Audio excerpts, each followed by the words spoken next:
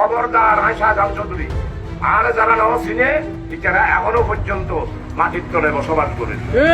লোহাগাড়ায় MP কেন আসবে? আসলে পায়ে গুলি করে জিজ্ঞেস করব কেন এসেছে। লোহাগাড়ার এমপি আরমান সাহেব, এখানে আরমান সাহেবের কথাই চলবে।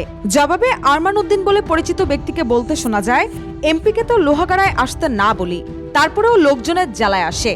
এমন একটি কথোপকথনের অডিও সামাজিক যোগাযোগ মাধ্যমে ছড়িয়ে পড়ার পর চট্টগ্রাম 15 আসনের জামায়াতে ইসলামের সংসদ সদস্য শাহজাহান চৌধুরীকে লক্ষ্য করে হামলার পরিকল্পনার অভিযোগ নিয়ে শুরু হয়েছে আলোচনা। উসমান হাদির হত্যার বিচার করবেন না, তা হতে পারে না।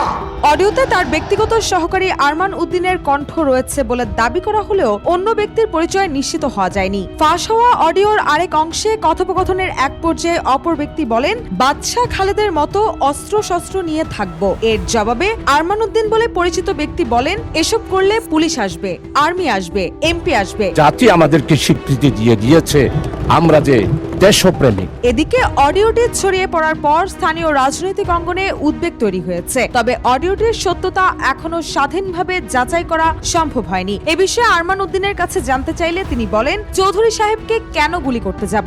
আগে আমাকে অডিওটি দেন, তারপর আমি বলবো। এই ঘটনায় চট্টগ্রামের পুলিশ সুপার মোহাম্মদ মাসুদ আলম জানিয়েছেন, অডিওর সত্যতা, উৎস ও সংশ্লিষ্টদের ভূমিকা যাচাই করে প্রয়োজনীয় আইনগত ব্যবস্থা নেওয়া হবে। রুশা সুর, দেশকাল নিউজ।